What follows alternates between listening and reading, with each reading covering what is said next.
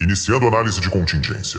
E aqui tá o coração da teoria, a lógica por trás de tudo. De um lado, a gente tem o Flash do Gustin, do Arrowverse, com o cabelo castanho escuro que a gente conhece. Do outro, o Barry Allen dos quadrinhos, material original, que é tradicionalmente loiro. Grant Gustin vai voltar como Flash? É impressionante porque tudo isso começou com uma única postagem em uma rede social. Uma coisa que parecia inofensiva, sabe? Mas que acabou gerando uma reação em cadeia. Uma onda de especulação que tomou conta da internet. Pra gente entender essa onda toda, a gente precisa voltar pro ponto zero. Onde exatamente tudo isso começou? O sujeito da nossa análise, Grant Gustin, ator. Mas vamos ser sinceros, para uma geração inteira de fãs, ele é o Flash. Ponto. Foram 9 temporadas no Arrowverse. É um papel que, definiu a carreira dele e criou uma conexão muito, mas muito forte com o público. E o gatilho, o catalisador, foi uma alteração de status. Uma mudança simples até, mas que teve um efeito sísmico na aparência dele, percebido em fotos que a esposa postou. Grant Gustin pintou o cabelo de loiro. E foi esse detalhezinho, essa única variável, que deu o pontapé inicial em tudo. Agora que a gente tem o gatilho, a gente precisa entender o terreno. E o mais fascinante aqui é como esse único dado, um cabelo novo, gente, foi interpretado. A reação do público convergiu e muito rápido para uma teoria dominante que se espalhou que nem fogo. Essa nova cor de cabelo simplesmente alinha a aparência do Gustin com a versão clássica. E isso o diferencia tanto da versão dele mesmo na TV, quanto da versão do Ezra Miller no cinema, que também tinha cabelo escuro. Então, esse alinhamento visual, essa peça se encaixando, levou a uma especulação em massa. A hipótese que se formou foi a seguinte: a mudança no cabelo não foi aleatória, de jeito nenhum.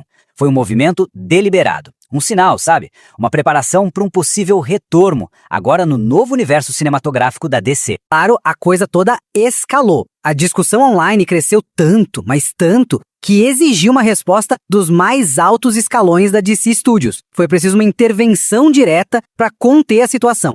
E a escalada foi rápida, coisa de dias. Olha só a linha do tempo. Primeiro, as fotos são postadas e a especulação começa. Depois, a mídia entra na história com um artigo do Screen Rant jogando mais lenha na fogueira, dizendo que as chances dele aumentaram. O próximo passo, um confronto direto. Um fã marcando James Gunn, o chefão da DC Studios, com uma ameaça de "vamos nos rebelar".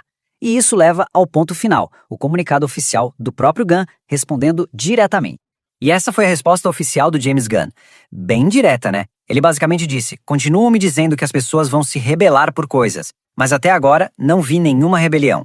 E aí, pra fechar, ele adiciona: "Amo Grant, a propósito". Foi uma resposta firme. Ele meio que desarmou a ameaça, mas ao mesmo tempo fez um aceno estratégico, elogiando o ator.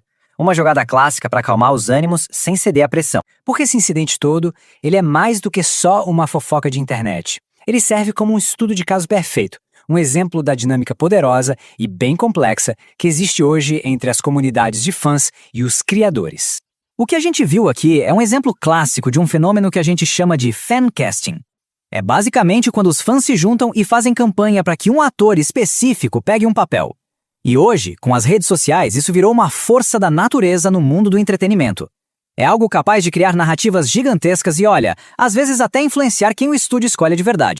E isso não é um caso isolado, não mesmo. A gente já viu outras campanhas de fancasting enormes ganharem muita atração. Por exemplo, a galera pedindo o Anthony Starr, o Capitão Pátria, pro papel do Flash Reverso. E em alguns casos, como o do John Krasinski na Marvel, parece que a campanha deu certo mesmo, o que só mostra o impacto real que esse movimento pode ter. No fim das contas, isso tudo joga luz sobre uma tensão fundamental na indústria hoje em dia. De um lado, tem o desejo dos fãs, a vontade de influenciar as produções que eles tanto amam. E do outro tem a liberdade criativa do estúdio, as decisões que são tomadas pelos criadores, pelos executivos, com base nos critérios dele.